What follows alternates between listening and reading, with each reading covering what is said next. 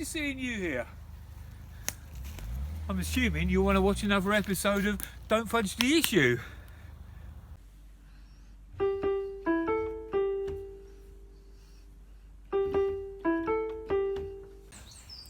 Okay, let's get straight on to question number 1, and that is via video with Jack, with a little help from Raiden.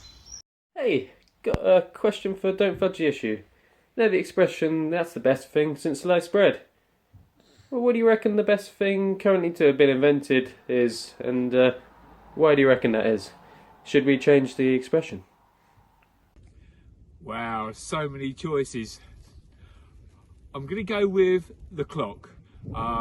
Where would we be without knowing the time? Bring so much structure to life. If I'd given it a bit more thought, goodness knows what I'd come up with. Yeah, but that'll do. And regarding the phrase, greatest thing since clock, nah, sliced bread slips off the tongue much easier, so we'll stick with that, and I'm quite partial to sliced bread anyway. Okay then, on to question number 2, and you'll have to forgive me while I'm a little bit hesitant to read this next question. So here we go. With them both being in their late 90s and the Grim Reaper lurking around the corner, who do you think the nation will mourn most out of the Queen or David Attenburgh? Who will I also mourn more?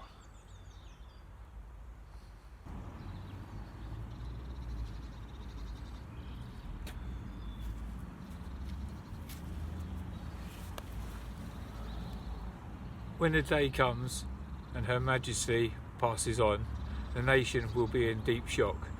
The media will be all over the sad story for days on end. It'll be strange for me because I've never known any other monarch in my lifetime. Yeah, very, very sad indeed. Hopefully we'll get a day off for the funeral, so obviously we can mourn her.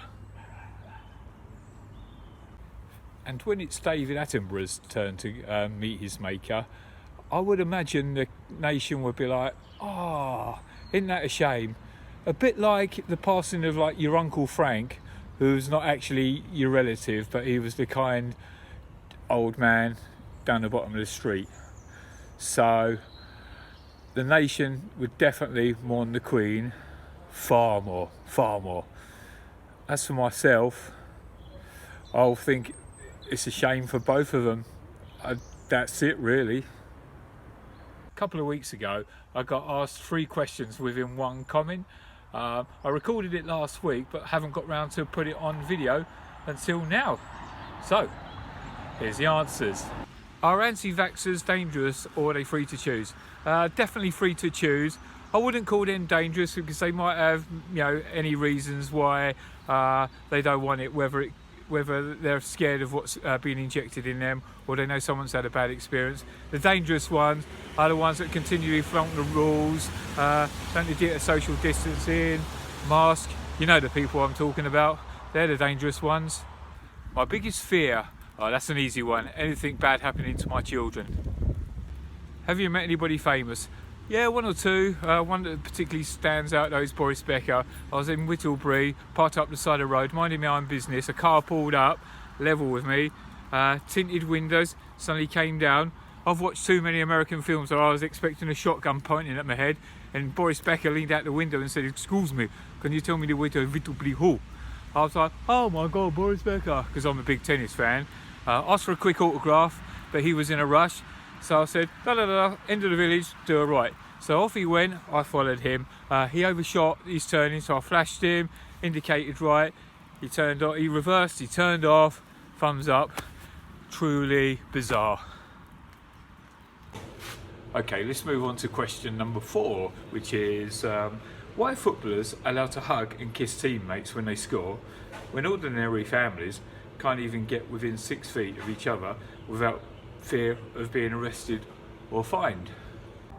Anyone who knows me knows I love my football, but even I find it hard to justify why footballers can carry on kissing and cuddling after a goal in elite level football, whilst many of us aren't allowed within 6 foot of our loved ones. Interestingly enough, grassroots level has been suspended, so the only conclusion that I can draw from it is it's all about the, you know what, the money. Not right, is it? Great news, everybody. We're on to the final question. It's via video from Leslie. So Darren, I know that I love cake and I love baking, but what I would like to ask is, do you love cake and do you love baking, and will you be making a special cake for your birthday this weekend? Do I love cake? Hold on one moment. Alexa, do I like cake? Yes, cake is a form of sweet food made from flour. She said yes, sugar, but she's elaborating and a bit other more. Ingredients. That is usually Yeah, she's right, as usual. I love cake. I absolutely adore cake. However, I can't bake. I've not baked, whatever it's definitely baked, since school days, which is like years ago. So I won't be making any special cake for this weekend. However, I'm hoping to eat copious amounts of very special cake. So bring it all on, everybody. So we come to the end of yet another one of these videos. It's gone on a bit longer this episode, so thanks for sticking with it if you have, and if you didn't stick with it, you'll never see this message anyway. Yeah, thanks to everyone that sent in questions and video questions. I'd like a few more videos sent in just to mix it up a little bit, but maybe I've got a shy lot out there. Well, what else is there to say? There's going to be another one coming on Sunday evening, so hold on to your hats. Obviously, don't forget to like, subscribe, and comments down below. So until Sunday, have a nice weekend, and ta-da.